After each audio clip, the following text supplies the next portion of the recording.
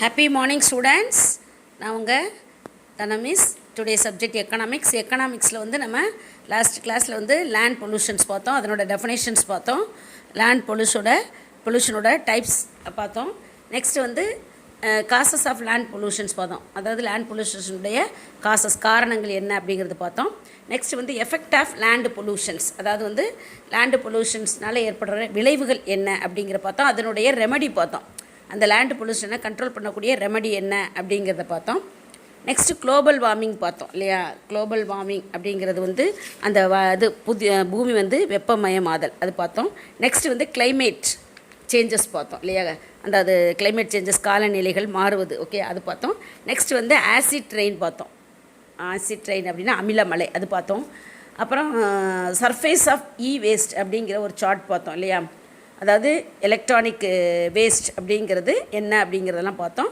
அதனுடைய கண்டினியூஸ் தான் இப்போ இன்றைக்கி நம்ம பார்க்க போகிறோம். எலக்ட்ரானிக் வேஸ்ட் அப்படிங்கிறதுனுடைய கண்டினியூஸ் தான் நம்ம இன்றைக்கி பார்க்க போகிறோம், ஓகேயா. Electronic waste which is commonly referred as e-waste is the new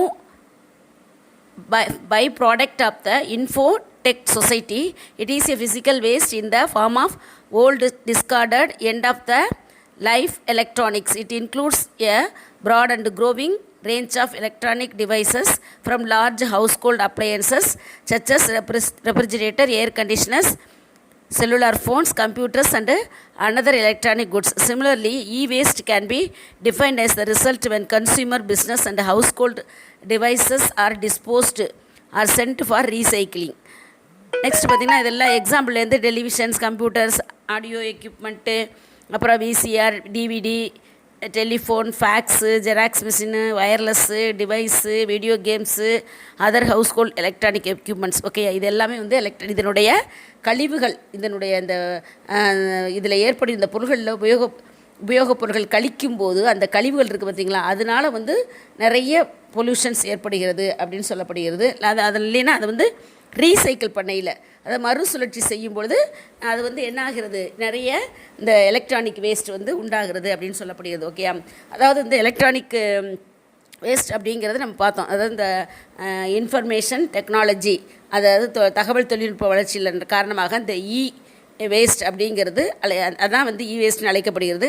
அதாவது இந்த இது எலக்ட்ரானிக் திங்ஸ், மின்னணு சாதனங்கள் இருக்கு இல்லையா, அதிலேருந்து உருவாகின்ற கழிவுகளால் ஏற்படுகிறது, ஓகேயா.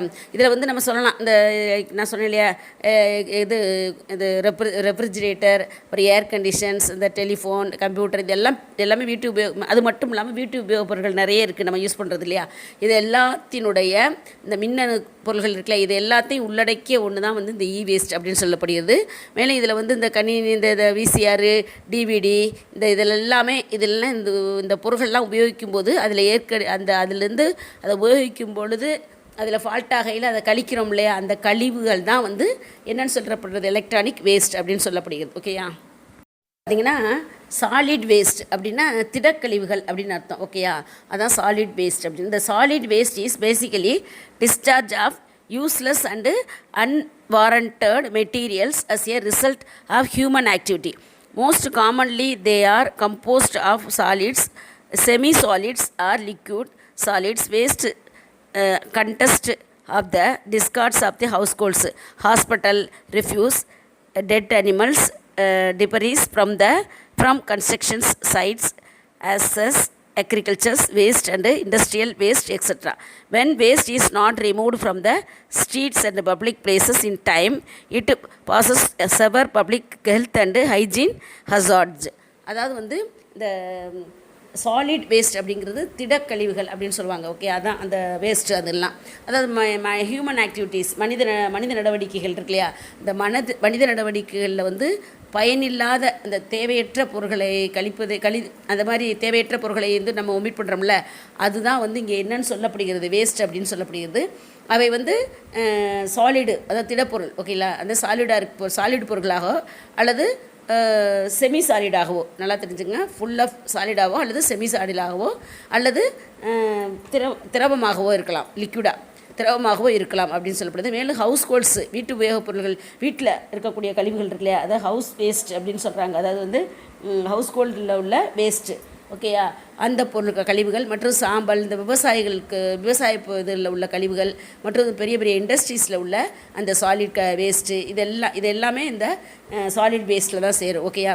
இந்த குப்பைகள் வந்து தெருக்களிலோ அல்லது பொது இடங்களிலோ என்ன சரியான கொட்டுகிறார்கள். அவற்றை வந்து தெருக்களிலோ இல்லை வந்து பொது இடங்களிலோ வந்து மக்கள் வந்து அந்த கழிவுகளை வந்து அந்த வேஸ்ட்டை வந்து கொட்டுகிறார்கள். ஆனால் அந்த சாலிட் வேஸ்ட்டை வந்து கொட்டுகிறார்கள். அதை வந்து கரெக்டான நேரத்தில் அந்த வேஸ்ட்டை வந்து அப்புறப்படுத்தாமல் இருத்தல். ஓகேயா. அப்புறப்படுத்தாமல் இருப்பதனால அதனால் வந்து கடுமையான வந்து ஹெல்த் ஹைஜீன்ஸ் ஏற்படுகிறது அப்படிங்கிறாங்க. அதாவது அதனால் வந்து அதிக அளவில் சுகாதாரமற்ற கேடுகளை ஏற்படுத்தி வியாதிகள் வருவதற்கு ஒரு காரணமாக இருக்கிறது அப்படின்னு சொல்லப்படுகிறது. இதுதான் வந்து சாலிட் லிக்யூட்ஸ் அப்படிங்கிறது. நெக்ஸ்ட்டு பார்த்திங்கன்னா நம்ம பார்க்க போகிறது சஸ்டான்சபிள் டெவலப்மெண்ட் அப்படின்னா நீடித்த நிலையான ஒரு டெவலப்மெண்ட், மேம்பாடு அப்படின்னு சொல்லலாம். ஓகேயா. சஸ்டான்சபிள் டெவலப்டு அதுதான். ஓகேயா. சஸ்டைனபிள் டெவலப்மெண்ட் அப்படின்னா என்னென்னு மீனிங் பார்ப்போம். சஸ்டைனபிள் டெவலப்மெண்ட்னா நான் சொன்னதான், நீடித்த ஒரு லாங் ஸ்டாண்டிங் நிலையான ஒரு மேம்பாடு டெவலப்மெண்ட், அதுதான் வந்து சஸ்டைனபிள் டெவலப்மெண்ட் அப்படின்னு சொல்லப்படுகிறது. The sustainable development is concerned with the welfare of not only present generations but also future generations. It aims at not only satisfying the luxury wants of the upper class, that is rich, but also the basic necessities of the poor like food, sanitation, health care, education, etc. The present generations should not exhaust the resources left by the past generations, but it should leave the same for the sake of future generations. This is called intergenerational equity அப்படின்னு சொல்லப்படுகிறது. ஓகேயா. Present ஜெனரேஷனுக்கு மட்டுமன்றி future generation இருக்காங்க இல்லையா, அவங்க வாழ்வதற்கும் தேவையான அதாவது ரிசோர்ஸஸ், வளங்கள். ஓகேயா. அந்த வளங்களை வைத்துவிட்டு அந்த மாதிரி வளங்களை வைத்துவிட்டு நாம் அடைகின்ற டெவலப்மெண்ட் தான் டெவலப்மெண்ட். ஓகேயா. அதுதான் வந்து ஒரு சஸ்டைனபிள் டெவலப்மெண்ட், அதாவது வந்து நீடித்த ஒரு நிலையான ஒரு மேம்பாடு அப்படின்னு சொல்கிறேன். நல்லா தெரிஞ்சுங்க. ப்ரெசன்ட் ஜெனரேஷன் மட்டுமன்றி ஃப்யூச்சரில் உருவாக போகிற ஜெனரேஷனுக்கும் சரி எந்த விதமான அவங்களுடைய வாழ்க்கைக்கு தேவையான அனைத்து வளங்களையும் வைத்து அதை வந்து இதை வேஸ்டாக்கிறாமல், அதை வந்து டேமேஜ் ஆக்கிறாமல், அதை வந்து ஸ்பாயில் பண்ணிடாமல் அனைத்து வளங்களையும் வைத்து விட்டு நாம் அதை வைத்து டெவலப்மெண்ட் ஆகணும். ஓகேயா. அது இருக்கணும் அவங்களுக்கு. அந்த மாதிரி ஒரு டெவலப்மெண்ட் தான் ஒரு நிலையான டெவலப்மெண்ட், ஒரு சஸ்டைனபிள் டெவலப்மெண்ட் அப்படின்னு சொல்லப்படுகிறது. ஓகேயா.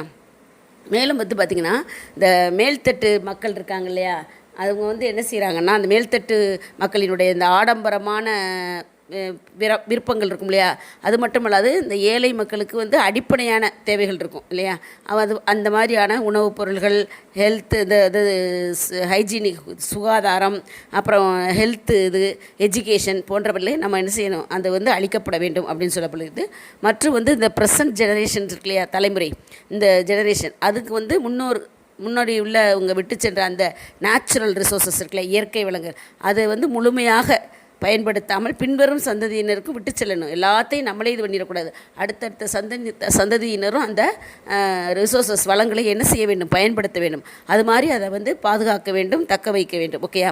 அது மட்டும் இல்லாமல் ஃப்யூச்சர் அதாவது முடிந்த சந்ததியினருக்கு கிடைத்த அனைத்தும் அதே செலவில் நமக்கு கிடைக்கணும். ஓகேயா. அதே சிரமத்தில் அதே அளவில் பின்னாடி வர, அதாவது பார்த்திங்கன்னா அதே அளவில் ஃப்யூச்சர் ஜெனரேஷனுக்கு கிடைத்தால் அதுதான் என்னன்னு சொல்லப்படுகிறது, ஜெனரேஷனுக்கு இடையேயான ஈக்குவிட்டி அப்படின்னு சொல்லப்படுகிறது. அதாவது வந்து this is called inter generation equity அப்படின்னு சொல்லப்படுகிறது. ஓகேயா. இந்த சஸ்டைனபிள் டெவலப்மெண்ட் அப்படிங்கிறது அதுதான், நீடித்த நிலையான ஒரு மேம்பாடு தான் இது. ஓகேயா. நெக்ஸ்ட்டு பார்த்திங்கன்னா டெஃபினேஷன்ஸ் பார்க்க போகிறோம். ஃபஸ்ட்டு டெஃபினேஷன்ஸ் பார்த்திங்கன்னா world commissions on environment and development 1987 அந்த இதுபடி சொல்லப்பட்டிருக்கு. Sustainable development is development that meets the needs of the present without compromising the ability of future generations to meet their own needs.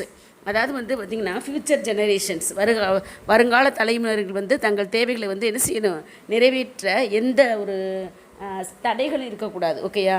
அதான் அந்த தடைகள் இல்லாத நிலையில் வந்து அவங்களுக்கு தற்போது உள்ள இப்போ ப்ரெசண்ட்டில் உள்ள மக்கள் வந்து என்ன செய்யணும்னா அவங்க வந்து தங்களுடைய தேவையை நிறைவேற்றுதலையே நீடித்த நிலையான மேம்பாடு அப்படின்னு சொல்லப்படுகிறது. ஓகே, அதான் வருங்காலத்தில் உள்ள தலைவர்களுக்கு தேவையை நிறைவேற்ற எந்த ஒரு தடையும் இல்லாத நிலையில் இன்றைக்கி இருக்கிற தற்போது உள்ள மக்களின் தேவையையும் நிறைவேற்றுவதிலே வந்து என்னென்னு சொல்லப்படுகிறது, இந்த சஸ்டைனபிள் டெவலப்மெண்ட் அப்படின்னு சொல்லப்படுகிறது. இது வந்து எங்கேன்னா இந்த சுற்றுச்சூழல் மற்றும் மேம்பாட்டிற்கான உலக அமைப்பு 1987 சொல்லப்பட்டிருக்கு. நெக்ஸ்ட்டு பார்த்திங்கன்னா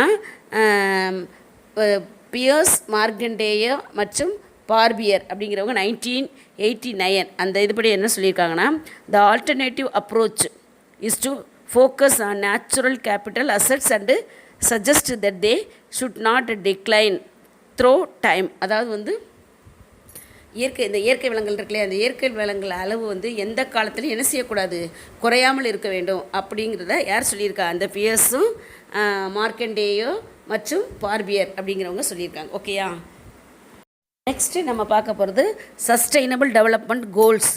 அதாவது சஸ்டைனபிள் டெவலப்மெண்ட்னா நீடித்த நிலையான மேம்பாடு, அதனோட கோல்ஸ் என்ன அப்படின்னு கேட்டிருக்காங்க. அதாவது அதனுடைய இலக்குகள் அப்படின்னு சொல்லப்பட்டிருக்கு. It is a crucial to harmonise 3 core elements such as economic growth, social inclusion and environmental protections. அதாவது வந்து இந்த எக்கனாமிக்கல் growth, சோசியல் இன்க்ளூஷன்ஸ் அதாவது சமுதாய சேர்ப்பு மற்றும் என்வரான்மெண்டல் ப்ரொடெக்ஷன்ஸ் அது சுற்றுப்புற பாதுகாப்பு, இந்த 3 முக்கிய கோல்ஸ். ஓகேவா, இந்த முக்கிய கோல்களை சேர்த்து சாதிப்பது தான் ஒரு சஸ்டைனபிள் அதாவது நீடித்த நிலையான வளர்ச்சி அப்படின்னு சொல்லப்படுகிறது. ஓகேயா, நெக்ஸ்ட்டு பார்த்தீங்கன்னா a set of 17 goals for the world futures can be achieved before 2030 with 3 unanimous principles fixed by United Nations such as university integrations and transformations. அதாவது வந்து என்ன சொல்லப்படுறதுன்னா, இந்த 2030க்குள் 17 கோல்ஸு 17 குறிக்கோள்களை சாதிக்க வேண்டும் என்று யுஎன்ஓ அதாவது ஐக்கிய நாடுகள் சபை இருக்கு இல்லையா, யுஎன்ஓ இன்டர்நேஷ்னல் அது வந்து என்ன செய்யுது, அந்த ஐக்கிய நாடுகள் 3 இணைந்து போகிற ஒரு பிரின்சிபல்ஸ் ஒரு கொள்கையை வந்து பாலிசியை வந்து நிறுவுகிறது. ஓகேயா, அவள் வந்து வேர்ல்டு அதாவது யூனிவர்சலி உலக பொதுமை ஒருங்கிணைப்பு இன்டகிரேஷன்ஸ் மற்றும் மாற்றம் டிரான்ஸ்ஃபர்மேஷன் அதையெல்லாம் நினச்சி அந்த மாதிரி ஒரு இந்த பாலிசி மூலம் வந்து நம்ம அந்த 17 குறிக்கோள்களை என்ன செய்ய முடியும், சாதிக்க முடியும் அப்படின்னு சொல்லப்படுகிறது. Thank you students. இதனுடைய கண்டினியூஸாக நெக்ஸ்ட் வீடியோவில் பார்ப்போம். தேங்க்யூ.